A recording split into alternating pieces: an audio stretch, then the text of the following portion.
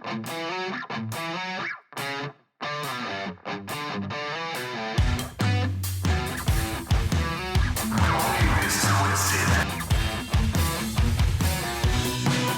welcome to another show of Don't Get This Twisted. I am Rob, along with my co-host, as always, Tina. How you doing, Tina? I'm good, Rob. How you doing?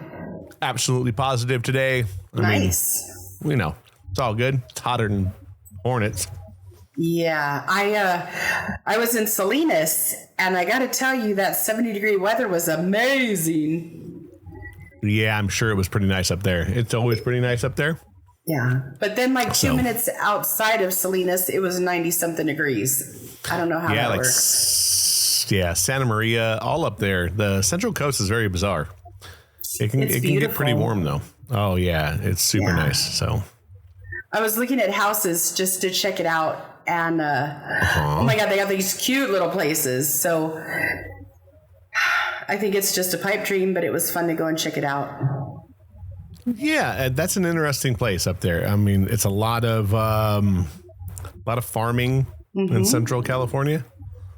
But it can be hotter, and it's hot. It can be really hot up there, but it's nice. Apparently not in Salinas. I was looking at the weather stuff, and it doesn't get that hot. But outside of that, it really does. So yeah, I did some work up there in like all the way up the coast, actually, all the way from like Camarillo to Paso Robles, and it's pretty interesting up there. I like Paso Robles too, but it gets hot there. Yeah. Yeah.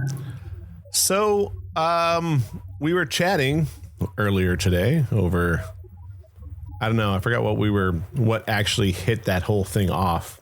I guess I could look at our text messages. I think it was the fact that I wasn't going to be home on time, and then we were going to do this podcast a different day, and then I'm getting home. What are you doing out there? That was it. I was like, hey, why are you way out there? And you're like, screw it. I'm just going to do whatever the fuck I want now, and I'm going to live for me. Yeah. And I was like, I totally get that, because I think that we should all be doing that anyway. But you're like, hey, it's like a midlife crisis. And although it sounds like it is, I don't really believe that it is. I don't either. But I think that it's a good way of looking at things. That if you think like, could it be a midlife crisis? Sure. But I don't think that's what it is. But I think that that's what we should talk about, because I think that there are interesting things that come with that, with, going through a midlife crisis or deciding to just do crazy shit once you get to a certain age. Like, for men, it's buy a Corvette. Buy a Corvette and get a blonde. Yeah, it's like, can be your daughter's age. That's right? Generally. Yeah. And I understand like the Corvette thing, because usually at midlife, you can't afford it when you're 20. Mm-hmm. When you're raising kids. Mm-hmm. Exactly. Yeah. And you're still married. Yeah. You can't get the blonde if you're married. Right. As you get older, you end up getting divorced. You have more money somehow, maybe because your kids are older, and then you decide to do things. Yes. I think what you're talking about kind of talks about what we did the previous week with like risk versus reward. Mm-hmm. I think you're looking at the bigger picture of where you're at in life, and not that it's a crisis. I don't think it's a crisis, but it's easy to see it as something like that, because I think things are hitting you so fast. And I think at whatever age this happens at, mine just happened to be at 40, because I was going through my divorce, and it was like this, whirlwind of what was going on. That's when I moved. I was like 39 when I moved out of state for a little while. Yeah, and it's your whole world that changes. Oh, without a doubt. I mean, it's a big thing. So I think you start seeing the world as a clock that may be ticking for you. I get that. I felt like that at the end of my marriage for sure. Like, what am I doing here if I'm not needed here? I'm not really wanted here. I'm not being loved here. What the frick am I sitting here for? So, yeah. Look, I think that, yes. And I think that you start now again, your clock, and I hate to say your clock's ticking because I don't think that's a horrible way of putting it. That's a different clock than what they normally say about women. The biological clock. Yeah, that's gone. But I do believe that clock exists in all of our heads at some point. And I think that it happens much later in life as well when you start looking at life when you're 75 or 80 years old, where you're looking at the clock like a daily thing. And I think that doing it at 50 and looking at it as a daily thing is a good thing. I think, enjoy your life. It's short as it is. When you start looking at like how you raised your children, or like I look at my kid, dude, and he's going to be 20 years old. Yeah. And it's so hard for me to remember the last 20 years because they blink. It's literally a blink. And then you start looking back on like our childhood, like we went to high school together.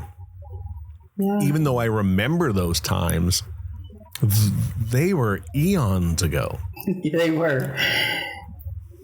You know what I mean? Like, so yeah, I mean, I remember a lot of that good stuff, which I think you should.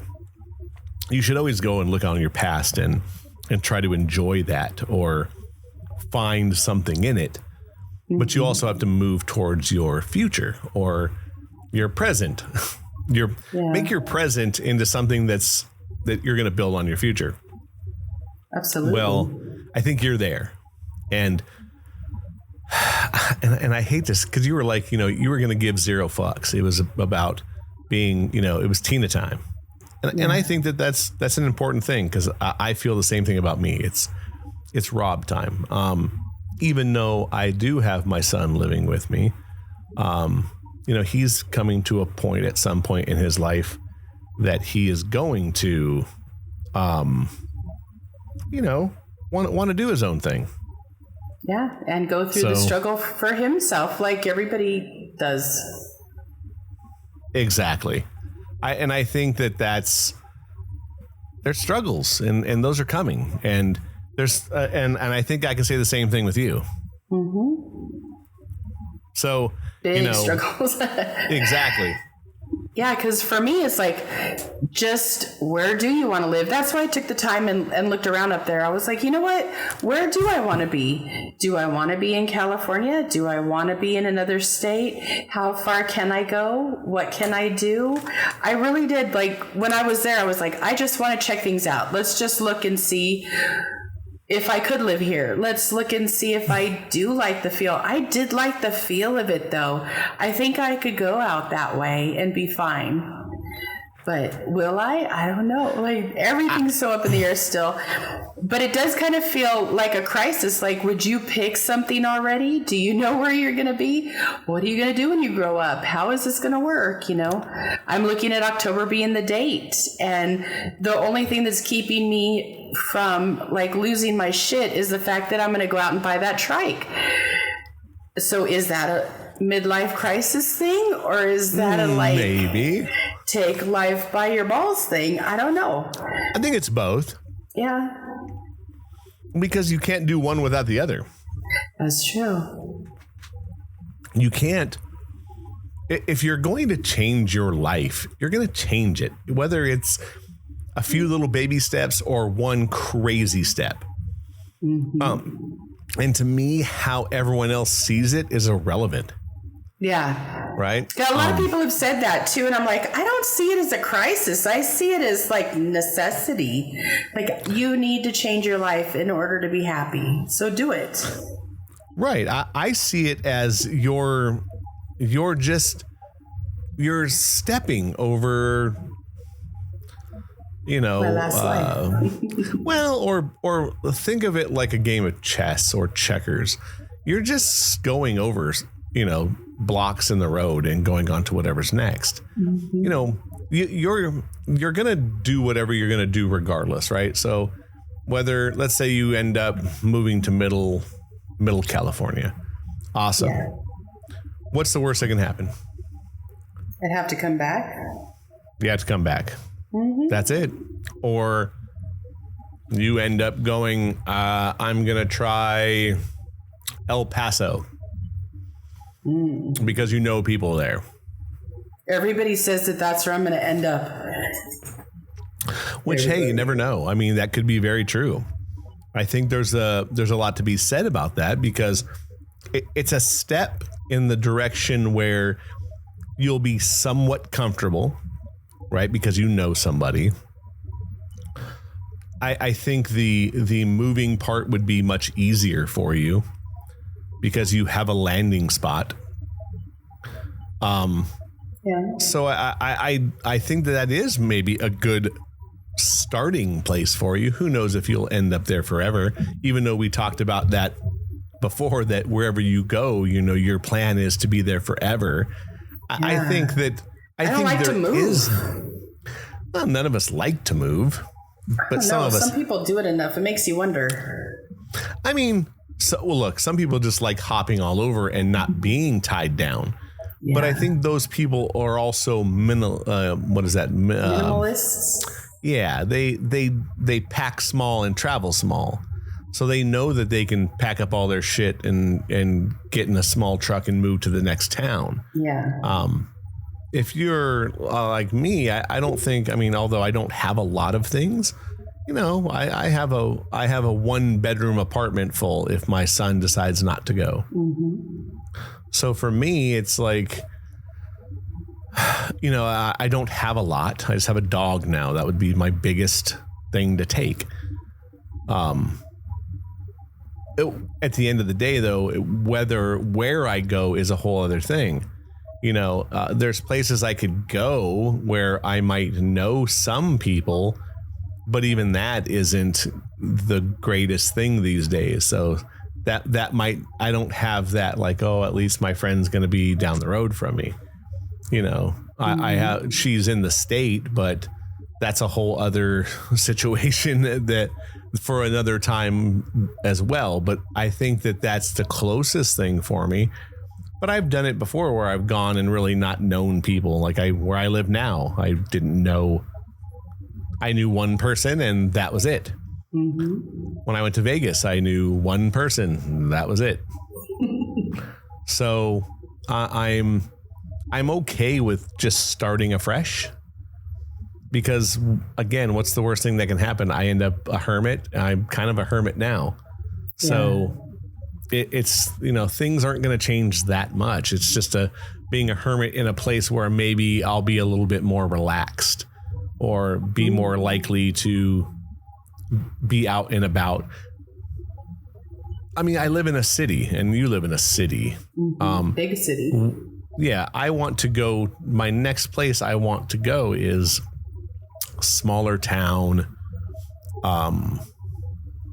less city, more things to be out and about doing. Like, you know, I could see walking my dog around a lake or a stream or a river.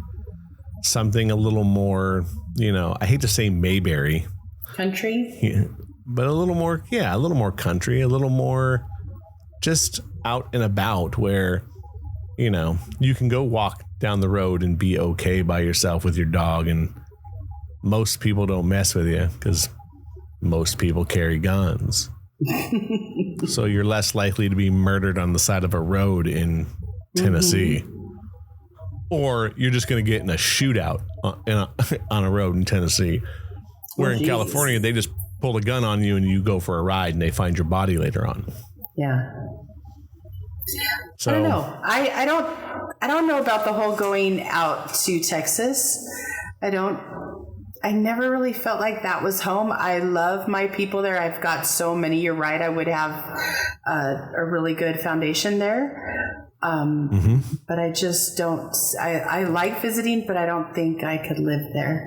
But going out towards the beach, going to, middle of the state. I really liked it there. You got to be careful though. We're still in California, still dealing with the politics, still dealing with the taxes and everything that goes with it. But that for me felt the closest to something that I could do, you know, where I could be. I think that because like I loved Pismo. Yes. Pismo's amazing. Yeah, it is. But when you start talking about like, you know, that's a true beach community with real beach property taxes and real beach prices. Mm-hmm. But it's absolutely beautiful out there. Like it is. I would always stop out there when I was doing some work. There's a couple places I'd stop along the way just to kind of look out towards the ocean. and I liked that. So yeah, I think that if I did end up moving on the East Coast or the East Coast via the South, it would have to be somewhere near the water, like the beach, mm-hmm. where, you know, although there you get hurricanes coming off the ocean, unlike here. Yeah, we only get the occasional earthquake. No big deal. Exactly. But I love the idea that, you know, you can still kind of go to the water and still get that feel of the ocean. And because, I mean, I lived in Camarillo for 8 years and I went to the beach a handful of times and I was 20 minutes from the water. Because when it's that close, you're spoiled. You don't have to go. You just live near it. I think I would still go because I go now and it's like a 35-minute ride. I go all the time, whether I get out of my car or not, but I like to drive along the coast and I like to be near the ocean and mm-hmm. I like to have the sunroof open and music playing. It just feels good. I spent a lot of time on PCH.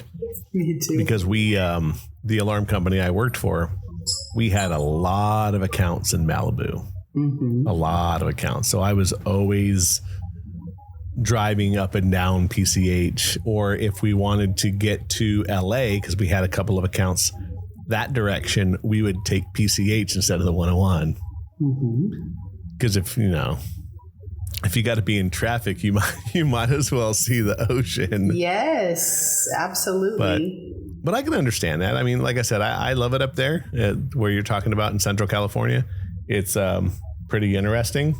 Mm-hmm. But yeah, I don't know. I mean, so if you don't think I'm having a midlife crisis, then what do you think it is? Or what justifies a midlife crisis? Well, I think most people look at a midlife crisis as that big purchase or that crazy thing that people just don't see coming.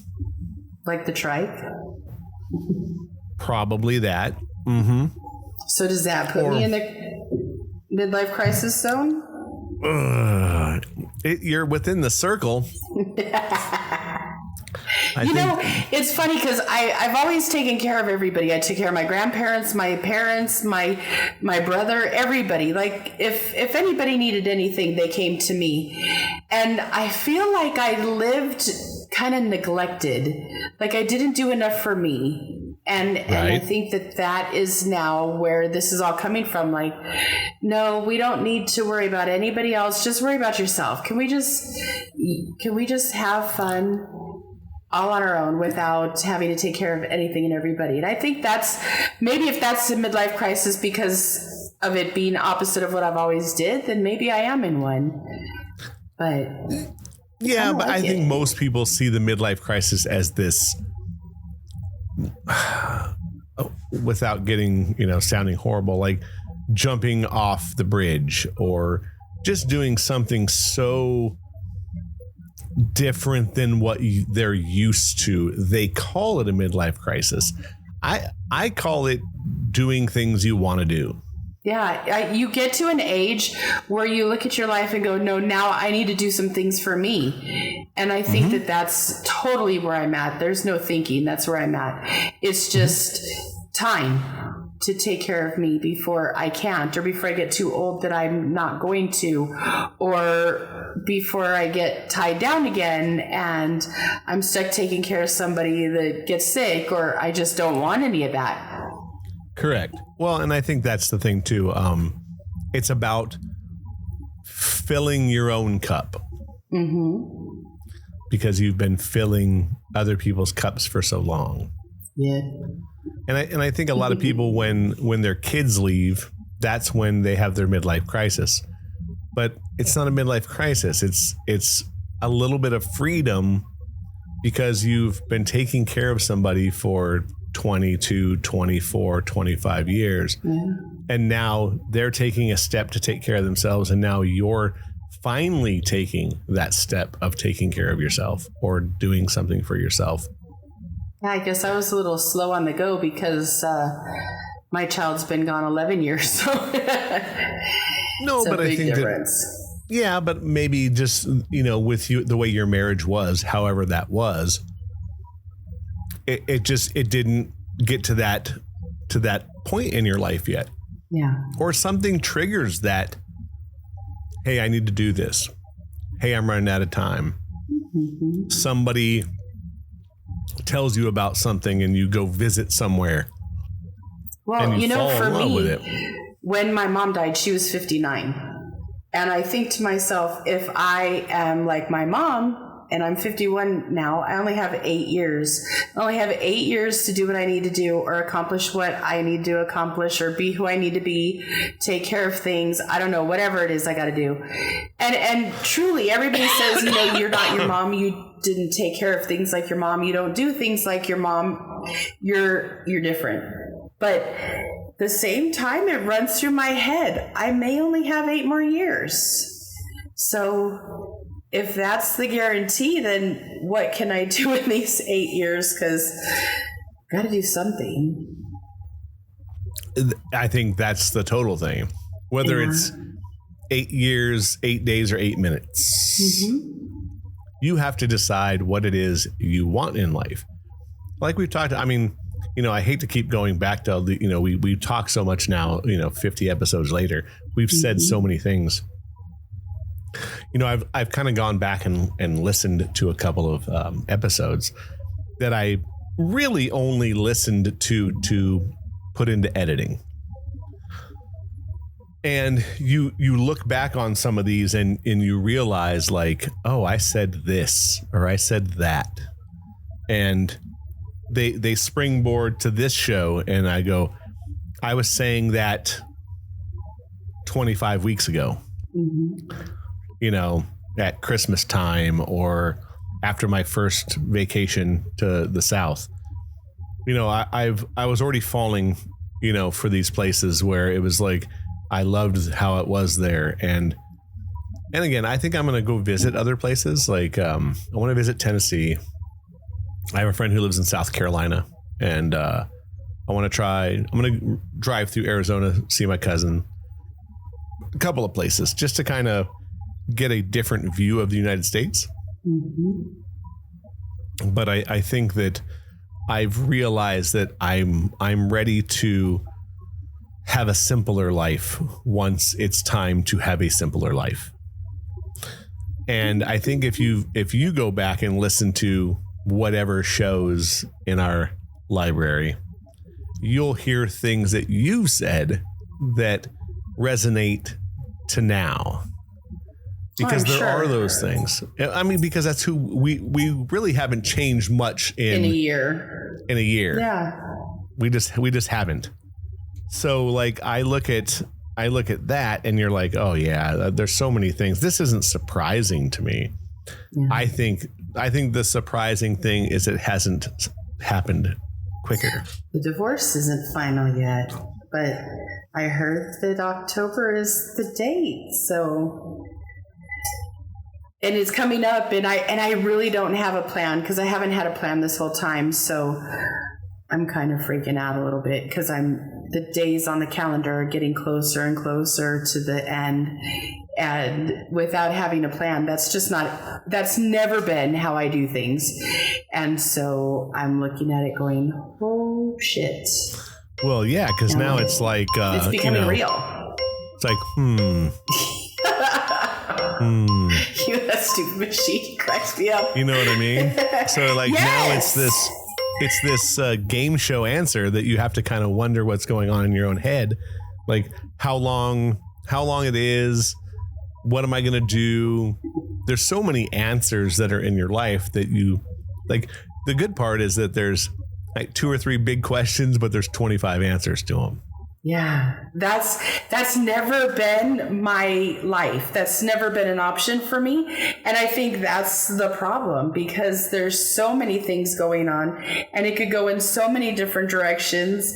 And I'm kind of spinning because there's too many choices. Like, can we have a top 3 and I'll just go from those? But what is the top 3? I have no idea. No, but you're going to whittle those down to a top 3. I hope so, because it's been very difficult. And I'm not somebody that doesn't have the answers. I'm the one you could call and I've got them. I don't have them. Well, you do for other people because you can get around that by not having to, at the end of it, worry about the repercussions. We all like to give our advice to people and go, look, this is what I would do, but you don't have to worry about the after effects. Yeah. Whatever happens after that, you're like, oh, good luck. I mean, and then if they do what you said and it goes wrong, you're like, well, you're fucking stupid for listening to me. You know what I mean? Like, but I don't know. I think for you, it's just a matter of the TikTok right now. It's just sooner or later, this is going to happen. This is going to happen. And then you're going to make a decision. I think for you, I have my own opinions, and we kind of talked over pancakes. We talked over pancakes over this last weekend, even though I really wanted Chi-Chi's. And next time, for sure. Just so you know, it's got to happen. It's coming. Everybody needs their Chi-Chi's. For sure. Who doesn't like Chi-Chi's? Right. But my opinion is, I think you need a very big new start. Yeah. You've lived in the same place for a very long period of time. My whole life. You are the mother hen. Mm-hmm. And I think that you need to be the mother hen from at least a bigger arm's distance away, to where you can say, look, I can make it there in a couple of hours if the shit hits the fan. But you still need to be able to go outside your own door and go and do whatever life you're going to start. Yeah. And that's just, and maybe that's because that's what I see myself doing. Like, the only thing I have going for me is that my parents, I have no family here in this state with the exception of my son. Yeah. And I mean none. No cousins.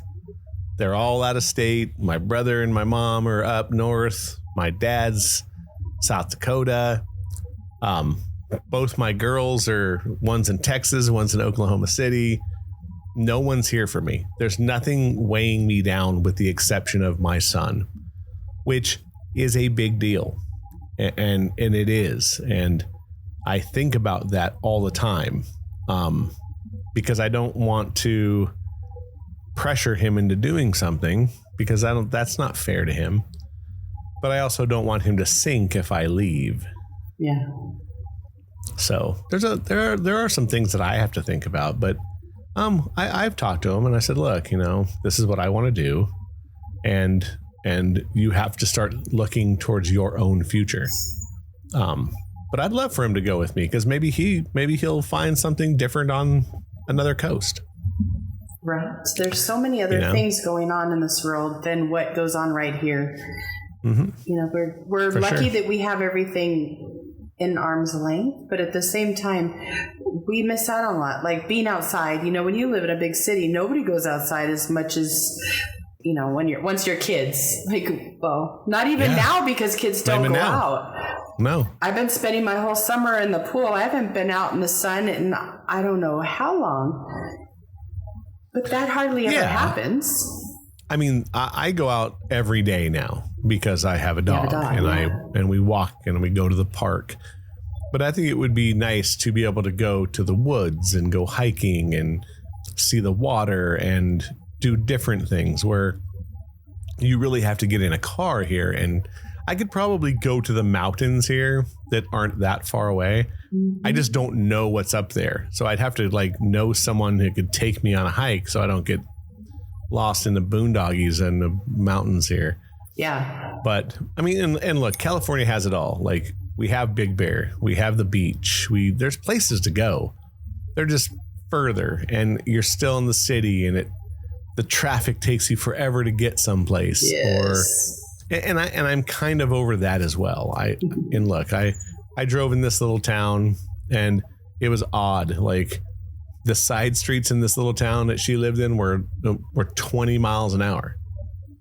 And I felt like I could have got out of the car and walked quicker than I was driving. Right. And there, the police pull you over for doing 38 on the street because they're not fighting crime all the time. Yeah.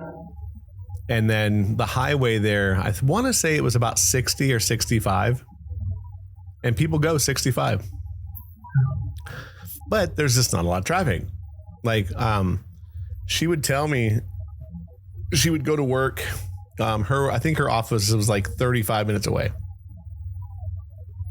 The one morning we were talking, she was kind of making fun. I was like, yeah, I made it to work in about 35 minutes. And, my drive on the freeway isn't horribly bad going. Sometimes going home could be a bitch. She goes, yeah, I think I saw 4 cars today on the highway on my way to work. That seems so lonely to me. Where is everybody? I kind of gauge things by how many people are out. Well, yeah, because you have to here. Yeah.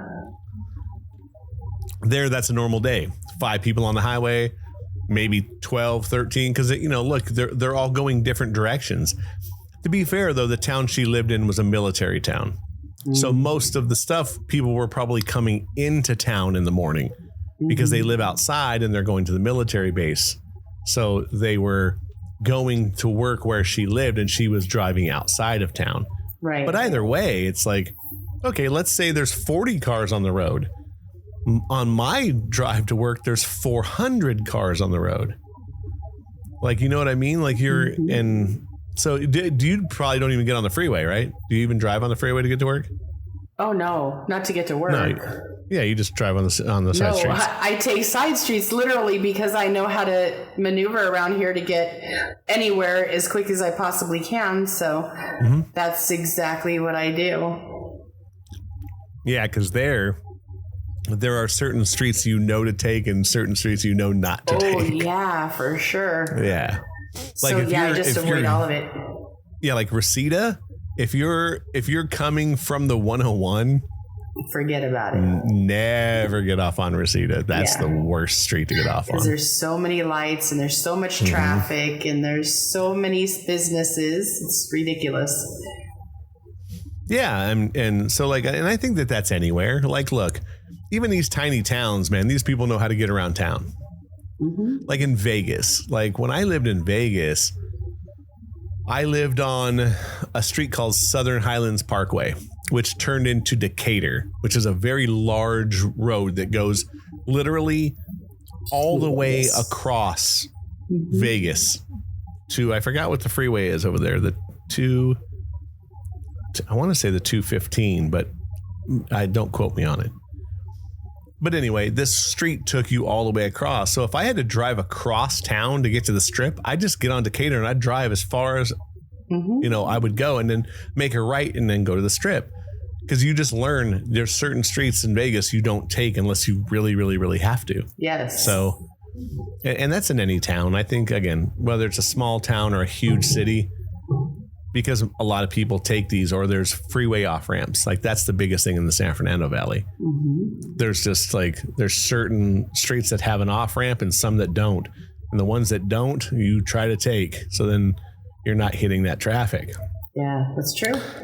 So in your case, I mean, I think, look, is it a midlife crisis? Nah. Sure, I'll give you that if you really want to. I don't want it, but I've heard that several times lately, and I'm like, am I having a crisis? Because I seem pretty sane. I don't think it's a crisis. Yeah. Well, I don't think it's a crisis. Well, that's a whole other. Right? That's a whole other show. We can talk about your sanity over 20, 30 years of knowing you. I would like to listen to that show, but I don't think I'd want to be on it. I would probably not want to talk about my judgment that I've done over the last 40 years. Well, my judgment was always pretty good, but like the last, I don't know, last bit of time. You know what's funny is since my mom died, which is not funny, but since my mom died, I mean, sorta. My judgment's different because I don't have her in my ear all the time. But the funny thing is she could be dead. She's still in my ear. And now she's on my face when I walk into the bathroom, and she comes out of my mouth when I say something that sounds just like her. But I still don't have her telling me what the hell is your problem. So that's been kind of fun because I don't have the people. They're not judging me openly as if my mom was here. They're doing it behind my back, which I'm fine with that. Judge away. Just don't tell me shit I don't need to know. But since she died, I've noticed that things have really changed. My judgment's changed. My opinion's changed. My give a shit has definitely changed. It's funny how that meter changes. But I like who I am better than I did when she was alive, because I didn't want to live by her standards, and I did. And now I'm like, no, now nobody does because she ain't here, so let's go have some fun. Right. But I think, look, they're always in the back of your mind. I mean, I haven't lived with my dad since I was 20 years old. Yeah. But I still think of how he would think or what he would say to me if I did something oddball stupid. And I've done a lot of oddball shit stupid that he's never really said anything about, but I'm sure he's thought about it. I remember when I got my first tattoo you could see, because I had them on my upper arms that you couldn't. Yeah. But, now I'm covered in them. But the first one I got on my forearm, he was like, kind of gave me and then no joke, it was like 2.5 weeks later, I got the top of my forearm done. And then he was like, what are you? And I said, well, I'm just going to do this arm. And I did. I just did that arm. And then I started the other one. And he's like, you're not going to stop this. I'm like, look, it is what it is. I know what I got myself into. If I have to cover my arms, I'm going to do it. And I think a lot of people might have thought that was like my midlife crisis. Here I am, 40, 46, 47 years old, getting fully sleeved on both arms. So if that's not a midlife crisis, then what constitutes a midlife crisis? Is it the Corvette? Is it the blonde? Like what? No, I would say that someone thought that was probably a midlife crisis for me. Did you think it was a midlife crisis? No, I just found it as something that I could afford to do now. I'm glad because I think that the tattoos that I got are more representative of who I am today. That if I would have got tattoos when I was 20 years old, I would have been covered in horribly demonic shit with nonsense, with just evil looking shit on me. Mine mean a lot. There's, my one arm's dedicated to my kid. It's all Viking stuff. And that I have several flowers on me that mean something to, of people in my life. I have, so the things mean something. So if it was a midlife crisis, and I'm sure a lot of people probably thought that, they were just like, oh my goodness, he's doing this. But I think I wear young pretty heavy. Like a lot of people don't think that I'm the age that I am. So, but I did it because I wanted to. And I think that my give a shit meter was the same. Like, I don't care if they're not your arms, they're mine. It's my life. You know, I'm going to do what I want. And I like it. It's art, but I'm sure a lot of people thought that. Yeah, probably a lot. In hearing everybody talk about that, I'm having midlife crisis, and me feeling like there's no crisis. The crisis is that I haven't done this sooner, and I didn't live for myself sooner. That's where the crisis is, if you're asking my opinion. So I wondered what constituted a midlife crisis, and I still, when I talk to people, I'm not getting a real answer, and I want a real answer of what constitutes a midlife crisis. Well, since we're talking about it, let's gonna Google. let's see what it says about midlife crisis, or at least in women. What? Because I think it's different in women than men. Oh, I don't know about that. We'll see. I don't know. What do they say? I'm trying to see if I can find like a true definition. Mm-hmm. Man, what the hell, man? Here. Maybe here, I'm going to Google it, though, because I didn't Google it, and that's giving me a bunch of weird shit in German. Oh, that's kind of fun. Yeah. When I Googled it, there was like a lot of psychological definitions of what a midlife crisis is. Yeah. Well, like, there's some that says, like, what are the signs of a midlife crisis? What are the signs? Neglect of personal hygiene. Wow. Oh, that's not me. Basically clear and abrupt change in behavior. This is an emotional crisis, though, not a midlife. But okay. I think, some of them might have dramatic changes in sleep habits, weight gain or loss, pronounced changes in mood, withdrawal from usual routine or relationships. I think this is the beginning of it. Because see, this is more like they're going over like midlife crisis to depression. I think what we're talking is like just major. Here we go. A midlife crisis is a transition of identity and self-confidence that can occur in middle-aged individuals, typically 45 to 65 years old. So it's a transition of identity and self-confidence, which I'm in it. Yeah. and I think, so here's some of the occurrences. Midlife crisis can last between 3 to 5 years in men and 2 to 5 years in women. Midlife crisis could be caused by aging itself or aging in combination with changes, problems, or regrets over work or career, spousal relationships, lack of them, maturing of your children, aging or death of parents, and physical changes associated with aging.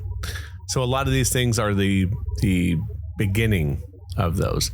These are combinations of things that happen to you that set off your midlife crisis. Okay. Let's see. I still don't feel like I'm going through all that, but yeah, I mean, I just think that, look, I think the beginning of that is it. It's a transition of identity and self-confidence that occurs in people of a certain age.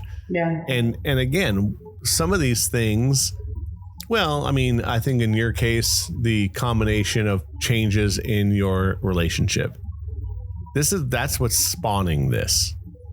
Your career isn't, but we talked about it is because it's changed so much because of COVID. And I think that COVID might have kicked off a lot of people's midlife crises, whether you were 45 or younger. Yeah. You know what I mean? Because I think a lot of people saw COVID as a death certificate, where, we look at it now where shit, the CDC says if you have it, you don't even have to quarantine anymore. Yeah. What's different now? Nothing. But that's another show as well. Mm-hmm. So I just think that maybe that these two things have kind of set off your your change. That's it. I don't think it's a midlife crisis, even though that's what many like to call what's happening. But I don't think that it's like this horrible thing. I see it more of a blossoming of things for me. It's something new, and change sometimes is good. Well, you know what's funny is for as long as I've been alive, I do things that most people would tell me not to do. Forever and ever and ever. I remember when I was going to take in my daughter, who's adopted, people in my life told me, don't freaking do it. Like, don't do it. Don't do it. It's going to be bad. There's going to be all these other issues going on. And I didn't pay attention. I just did it. Or when I was going to go back to school at like 40, everybody was like, you're going to go back to school at 40? I'm like, why not? It sounds like a good idea. So I did it. Yeah. Or it could be when I decided to go to beauty school and not be a college student anymore. And everybody was like, are you sure you should do this? And I'm like, why wouldn't I? Why not take a chance? Why not do something that's not expected? Shouldn't that be okay? It should be okay. And so I did these things. Now, did I regret a lot of things I did? Hell yes. There's so many things that if I had to think about it again, like, would you do it again? Oh, no, I learned my lesson the first time. But if I didn't learn my lesson, I'd keep repeating it. So I kind of like the fact that I did it. Mm-hmm. I think that's all of us. Look, I had to continue doing these things because in my head or in my heart, they were the right things to do. Yes. And they're all learning experiences, whether good or bad, they're learning experiences. And I've learned from pretty much all these things that I've done. And I'm sure that I'm going to continue to do crazy shit, and someone's going to be like, man, why are you doing this? It's like, why not? Because you should. Again, I've said this on multiple podcasts. I don't want to be on my deathbed going, I wish I would have done that. I would rather be on my deathbed going, that really wasn't a good idea, but damn, was that fun. Mm-hmm. I'd rather be that person. I'm okay with that.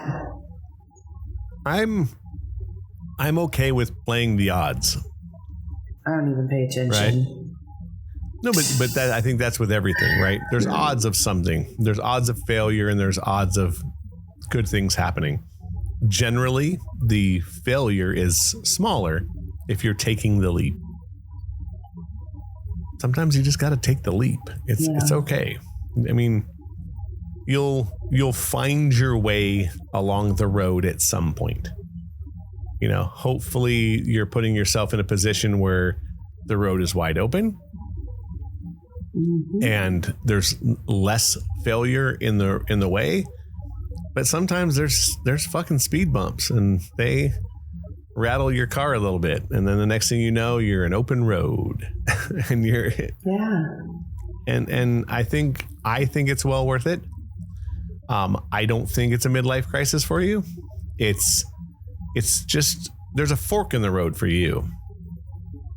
That's what this is. Fork in the road. Yeah, but I think it's not a 3-pronger. You got 4 prongs or 5 prongs that you can do whatever you want, because nothing is holding you back now. There's nothing. You have nothing slowing you down. It's like I said, if you want to pick up your shit and move to Greece. Pick a place. Greece is a little different because it's another country. But I mean, you could. I mean, let's say there's you wanted some thought there. I'm thinking about when the divorce is final, maybe going there for a month or an indefinite month. Like, go for sure for a month, check it all out, and then see if I want to stay or if I want to come home. There's definitely got to be some of that going on, so I could figure out what the hell I'm going to do. Mm-hmm. I think there's nothing wrong with that. Go and again, say exactly 4 weeks. Just go, I'm going to go for a month. Mm-hmm. Let's see what's going on. And like I told you, over there, it's different anyway, because there's trains that run to all these different countries. Yeah. You can go to Greece and then get on a train and go to France, and it takes hours to get there. Germany, Poland, Switzerland, you can go, Amsterdam. Amsterdam, England. Mm-hmm. And just so you know, with England, not to freak you out, but you go under the English Channel, right? Yeah, I think I'll pass on England. It's never been somewhere I wanted to go anyway. I like Ireland. Oh, I'd love to go to Ireland. Ireland, maybe. But I don't like the water, and I'd still go underneath the English Channel to get to. I plan on going to Ireland. That's my thing. I want to go to Ireland. Mm-hmm. I want to go to Scotland, and I want to go to Ireland. Those are my two. England. I want to do the back roads of England because the few people that I know that are English say to kind of stay away from London now. It's overly expensive and there's really no, But England itself is still a beautiful country. So, but yeah, go to Greece. Take some time. I'll get a guest. No, kid, I will still be able to dial up in, even if it's 4 p.m, 6 a.m, 3 in the middle of the night. I don't care. I'm still going to do the podcast. If you go to Greece, you're taking some time off. You're going to be on the beach doing your shit. We'll get a guest co-host. I think I'm going to need to be a little bit grounded. So meeting on a podcast once a week, I can manage. Yeah. Or we do them all before I go, and then go from there. Or if all else fails, we can ask Lexi to do one from the Reaper Report, and we'll do some kind of. I think our listeners might like her more than me. I don't know if I can handle that.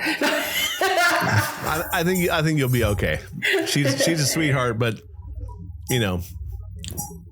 she even said something to me about us, like. That she likes our camaraderie, and I said, well, we've known each other for way too fucking long. Yeah, so it's much easier. She's good. Speaking of that, let's see. I meant to talk to you about it off the air. I will. We are going to be recording her show on a Sunday. Oh, at the end of this month. Okay. Yeah, she told me, but I'll tell you the details off, so I don't want to spoil it. But we're going to be on her show as well. Nice. We're going to be on the Reaper Report. Yeah, podcast. Pretty cool. I like that. Yeah, she told me the day, and she's like, "Hey, can we do it this date?" And I'm like, "Yeah, we'll make it work." So, but yeah, so hopefully everyone enjoyed hers that came out a few weeks ago. So. Oh my gosh, she was great. She's a fun girl who is really into true crime. So, and I think that the idea that we talked about for her show should be pretty interesting as well. So good. Yeah, I'm excited. Well, we're at 50 minutes, which is well over our generally time for just us talking. Yeah, it's time for us to wrap it up. Would you like to say anything about your midlife crisis? If it's a midlife crisis, I say bring it, because it's time for change. I don't feel like it's a crisis. The crisis is I just don't know what I'm going to do yet, but that's all internal, not external. I'm still taking care of business on the outside. So, and I don't know, maybe we need to shake things up a little more than we do in life. Then nothing's going to be a crisis. It's just going to be life. Correct. No crisis, not at all. Just a lot of... Yeah. Do it. People being happy. A couple of applause here and there. I think there's a lot to be said about that, and it's gonna hit you quicker than you think. Yeah. The time, but I think it's good. I think it's good for all of us. And the few people I know that have made these big decisions in life so far, they're doing pretty good, and they've kind of floated to the top. Even with the small speed bumps they had. Yeah. Well, we all know I don't half-ass anything. It's going to be a huge thing when I do it. And I think I'll do just fine like I do with everything else. I find a way. I agree. Like you're sort of like me. I think it's jump in feet first. Why test the water? Yeah, no, that's not my personality. My thing is, I know it's cold. Just jump in. Yeah. That's all you can do. It's all the same. So you can hear us on Apple and Spotify and Amazon, Google, iHeartRadio. You can check our social medias on the Facebook, sometimes Twitter when I get a hair in my ass, always on Instagram. And then also, if you look at the show notes, has our email. Please email us. We're looking for show ideas and guests to come on and please chat with us about their opinion on certain subjects. You can actually bring the subject with you, and me and Teeners over there will do our best to jump on. I mean, for goodness sakes, we had somebody on that talks about true crime and murders, and we jumped right on in. That's right. So besides that, this is an opinion show, so don't get it twisted. Have fun. Come back every Wednesday. And if you're having a midlife crisis, jump in feet first. Yay. All right, team. We will see you in a week. And have fun. See you later. Have a good night. All right.